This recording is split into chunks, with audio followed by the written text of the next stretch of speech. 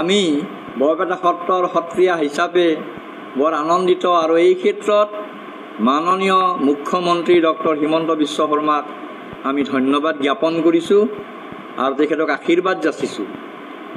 যিখন বৃন্দাবনী বস্ত্ৰ বৰপেটাৰ সৈতে সম্পৰ্কান্বিত, আজি আমি যিটো নামঘৰ বৰপেটা সত্ৰ যিটো কীৰ্তনঘৰ দেখিছোঁ, এই কীৰ্তনঘৰটোৰ জোখ দীঘলে 120 হাত অৰ্থাৎ 180 ফুট আৰু বহলে 60 হাত অৰ্থাৎ 90 ফুট। এই জোখটো আজিও আছে। এই কাৰণে যে ইয়াৰ অস্তিত্ব ক'ত নিহিত হৈ আছে, 1567-68 খ্ৰীষ্টাব্দৰ ভিতৰত মহাপুৰুষ শংকৰদেৱে নৰনাৰায়ণ ৰজাৰ অনুৰোধ মৰ্মে বৃন্দাবনী বস্ত্ৰখন ইয়াতে বোৱাইছিল আৰু গোটেইখিনি খা খৰচ যিখিনি সূতা যোগান দিব লাগে সেই গোটেইখিনি ৰজা নৰনাৰায়ণ দিছিল। তাৰ কাৰণটো হ'ল কথাচৰিতত যিটো সুন্দৰভাৱে আছে যে সদায় মহাপুৰুষজনাই ৰাজসভাত বহি কৃষ্ণৰ লীলা কীৰ্তনৰ লগতে বৃন্দাবনৰ কথাবিলাক কয়। তেতিয়া ৰজা নৰনাৰায়ণে ক'লে যে বাপ, এইখিনি পটতাকি বা কাপোৰত বৈ দেখুৱাব নোৱাৰিনে? তেতিয়া গুৰুজনাই হাঁহি কৈছিলে যে পাৰি।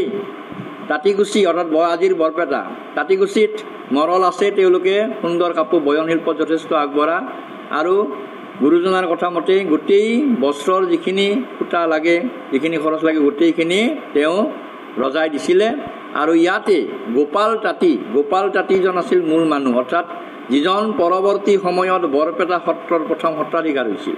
সেই গোপাল তাঁতীৰ তত্বাৱধানত গোটেইখিনি বস্ত্ৰ বোৱা হৈছিল। বিশেষকৈ বৃন্দাবনত গৰু চৰাবলৈ যোৱা কৃষ্ণ কেনেকৈ গৰু চৰাইছিল, গোপবালকসকল গৰু গাই কেনেকৈ আছিল, এই গোটেইখিনি চিত্ৰ কাপোৰত বৈ উলিয়াইছিল। আৰু সেই কাপোৰখন মানে কেইবাজনেও ভাৰ বান্ধি লৈ নাৱেৰে কোচবিহাৰলৈ লৈ গৈছিল।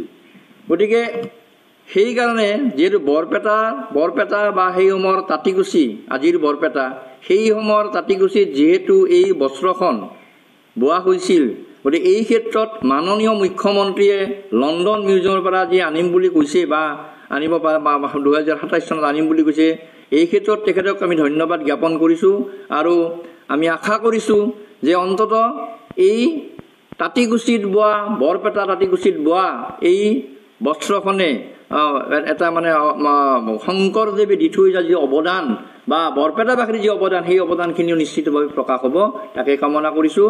আৰু এই ক্ষেত্ৰত মই পুনৰবাৰ আমাৰ মাননীয় মুখ্যমন্ত্ৰীজনাক আশীৰ্বাদ যাচিছোঁ বৰপেটা সত্ৰৰ পৰা, যে তেখেতে সুদীৰ্ঘকাল জীয়াই থাকক, অসমীয়া জাতিৰ হকে অসমৰ হকে কাম কৰি যাওক, তাকেই কামনা কৰিছোঁ। আৰু সত্ৰসমূহৰ সংৰক্ষণৰ ক্ষেত্ৰত যিখিনি পদক্ষেপ লৈছে তাৰ বাবে মই ধন্যবাদ জনাইছোঁ। কৃষ্ণ। গোপাল তাঁতী, যিজন গোপাল তাঁতীয়ে বস্ত্ৰ বৈছিল, সেই গোপাল তাঁতীকে পৰৱৰ্তী সময়ত 1594 খ্ৰীষ্টাব্দত তেতিয়া মাধৱ পুৰুষ আছিল ভেলাডোবাত, আৰু ভেলাডোবাত তেওঁ লগ পোৱা তেতিয়া সেৱা কৰোঁতে সিদিনা কৈছিল যে তোমাক আজিৰ পৰা বৰপেটা সত্ৰৰ যুৱৰাজ পথাৰৰ নাম দিলোঁ মথুৰাৰ দাস, যে মোৰ বৰপেটাখন মথুৰা সদৃশ, সেইকাৰণে তুমি মথুৰাৰ দাস। আৰু তাৰপিছত ভকতসকলে তেওঁক বুঢ়া এটা দিছিল, গতিকে মথুৰা দাস বুঢ়া এটা। এইজন প্ৰথম সত্ৰাধিকাৰ, বৰপেটা সত্ৰৰে প্ৰথম সত্ৰাধিকাৰ নহয়, অসমৰ সেই সময়ত সত্ৰসমূহৰ ধৰ্মাচাৰ্যই আছিল, সত্ৰাধিকাৰ নাছিল। কিন্তু মাধৱদেৱে প্ৰথমতে মথুৰাৰ এই গোপাল তাঁতীকে মথুৰা দাস বুঢ়া এটা নাম দি তেওঁ প্ৰথম সত্ৰাধিকাৰ পাতিলে, তেখেত অসমৰে প্ৰথম সত্ৰাধিকাৰ। গতিকে সেই মথুৰা দাস বুঢ়া এটাৰ যিটো বদান্যতা বা তেওঁ যিটো সৃষ্টিশীলতা, আজিও তেওঁক মানে সেৱা কৰিব লাগিব। কৃষ্ণ। আপুনি বিচৰা বাতৰি পাব কেৱল নিউজ 18 এপত। নিউজ 18 এপ ডাউনলোড কৰিবলৈ স্কেন কৰক এই QR কোড। গুগল প্লে ষ্টৰতো পাব এই নিউজ 18 এপ।